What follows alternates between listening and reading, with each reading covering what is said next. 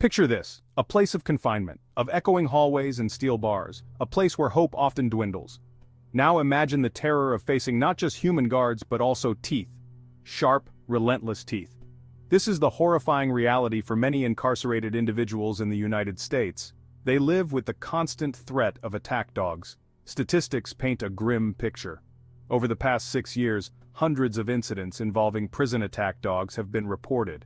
Hundreds of incidents, that's hundreds of lives forever marked by fear and pain. Hundreds of instances where supposed safeguards failed. This isn't about maintaining order, this is about unchecked aggression, this is about brutality unleashed behind bars, and it needs to stop. The use of attack dogs in American prisons is a stain on our nation's conscience. It's a barbaric practice, a relic of a crueler time. We cage human beings, often for nonviolent offenses. Then we subject them to the primal fear of being hunted. Where is the justice in that? Where is the humanity? This isn't about law and order, it's about power and control. And it's time we demand better. It's time we shine a light on this darkness. Let's talk numbers, shall we? Because behind those cold statistics are real people, real pain, and real trauma. In the past 6 years alone, the number of reported attacks by prison dogs has been staggering. We're talking hundreds of cases. And remember, these are just the reported cases, the ones that somehow broke through the wall of silence surrounding prison walls. The severity of these attacks is nothing short of horrifying. We're talking about severe bites, lacerations, deep puncture wounds, injuries so severe they require extensive medical treatment, sometimes even surgery. The physical scars are just the beginning. The emotional and psychological trauma can linger for years, haunting the victim's dreams. But it's not just inmates who are at risk. Prison staff too have been injured, sometimes seriously, in the chaos of these attacks. These dogs, bred for aggression, are unpredictable and difficult to control, even by their handlers. Their presence creates a volatile environment, a powder keg waiting to explode, and when it does, everyone is in danger. The frequency and brutality of these attacks should shock the conscience of any decent human being. We're not talking about isolated incidents. This is a systemic problem, a pattern of abuse that demands immediate attention. We cannot, in good conscience, allow this to continue. We must demand better. We must demand reform. Behind the statistics, behind the cold, hard numbers, are human stories. Stories of pain, fear, and lasting trauma. Let's talk about Anthony. Anthony was serving time for a non-violent drug offense. One day, during a routine cell search, a guard lost control of his dog. The dog attacked Anthony, mauling his legs so badly he needed skin grafts. The physical scars healed, but the emotional ones, those are forever. Anthony still wakes up in a cold sweat, the phantom pain of teeth sinking into his flesh. Then there's Marcus. Marcus was walking back from the prison library, a rare moment of peace in his day. Suddenly a dog lunged at him, knocking him to the ground. The handler yelled racial slurs as the dog ripped into Marcus's arm. This wasn't just about control, this was about humiliation. This was about power. The message was clear.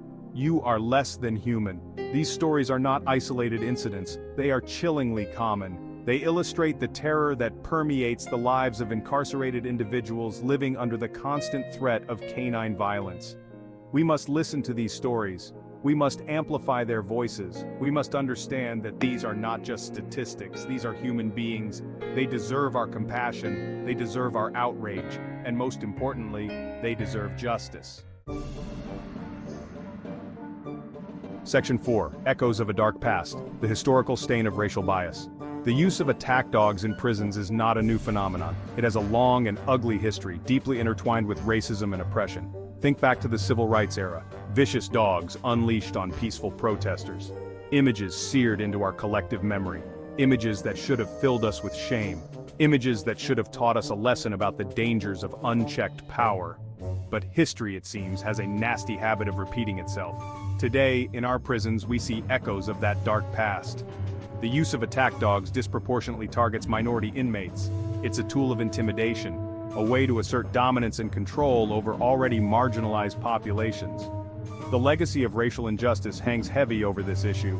We cannot ignore the historical context. We cannot pretend that the use of attack dogs in prisons is somehow race neutral. It's not. It's a continuation of a long and shameful history of using violence and intimidation to maintain a racial hierarchy. And it's not just about the dogs themselves, it's about the handlers. It's about the power dynamics at play. It's about the culture of impunity that allows this kind of brutality to flourish.